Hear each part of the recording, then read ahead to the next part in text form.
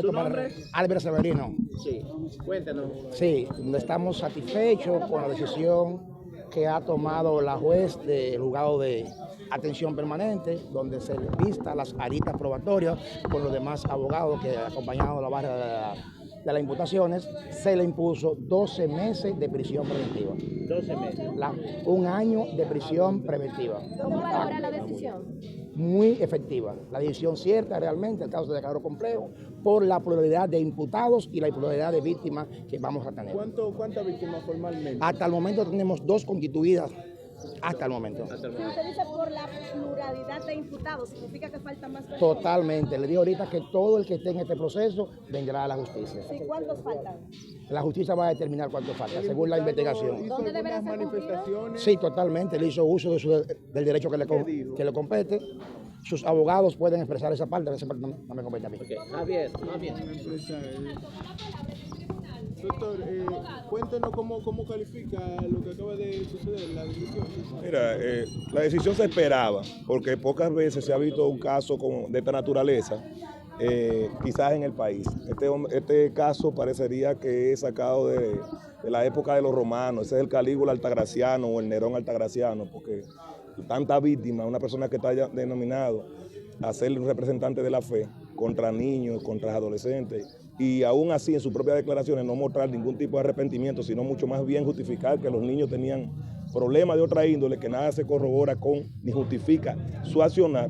Entonces lo que se lamenta es que aquí, por ejemplo, no exista la cadena perpetua y que una persona así ahorita en 20 años constituya un peligro, tomando en consideración la reiteración delictiva de este ciudadano que había sido condenado por un caso similar, le había suspendido la pena a ese señor, y que aún le falta un mes inclusive para cumplir esa pena por otro caso de igual naturaleza. O sea, cuando habló de la jueza no se mostró arrepentido. No, para nada. Él dice que él es inocente y que inclusive quiso decir que los jóvenes tienen hasta problemas psicológicos, psiquiátricos. Fue su justificación, lo que él quiso decir. Es decir, él es totalmente una persona inocente, es un angelito de la caridad aquí, totalmente. ¿La condición de salud del imputado?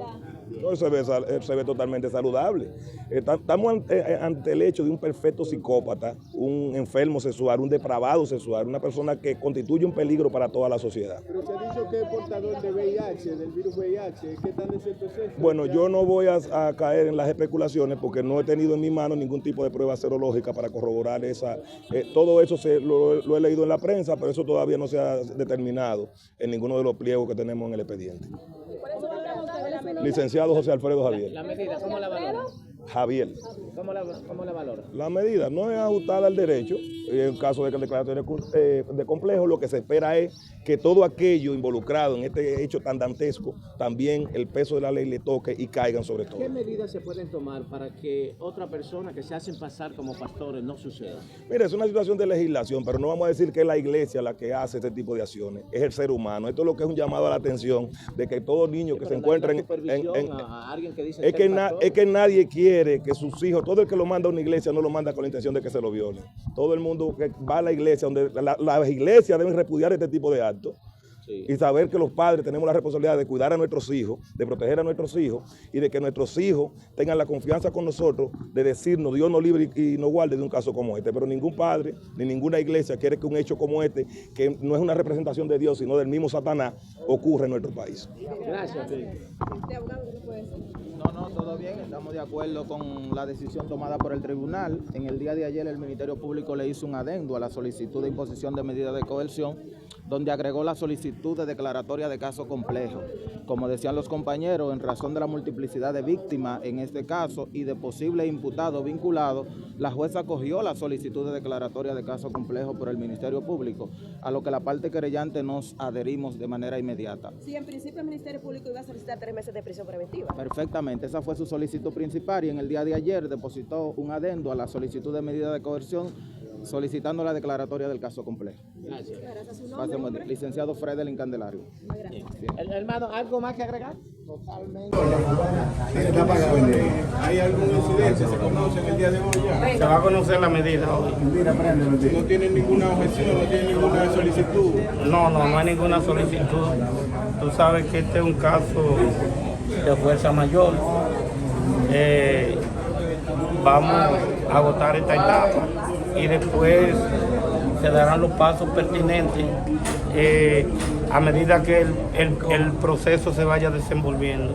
Okay. ¿Cómo usted valora este proceso hasta el momento, la etapa en la que están? ¿Cómo fue? ¿Cómo valora la etapa en la que están hasta el momento? Una etapa normal, un conocimiento de medidas de cohesión, presentar presupuestos, arraigo, vínculos que unen al procesado a la sociedad para ver si se va a sustraer al proceso. Entendemos que es un hecho grave, que por la magnitud del caso entendemos que el Ministerio Público está solicitando prisión preventiva y entendemos que eso es lo que va a suceder. Precisamente de la acusación, ¿qué usted tiene que decir en representación de su cliente? O una acusación preliminar, después vamos a ver los elementos en la etapa intermedia del proceso. Se le acusa de violación sexual de miembros de la iglesia, un músico, un misionero que eran parte de la iglesia y él es el pastor. Bueno, hasta ahora tenemos dos víctimas, dos jóvenes que son las víctimas del proceso.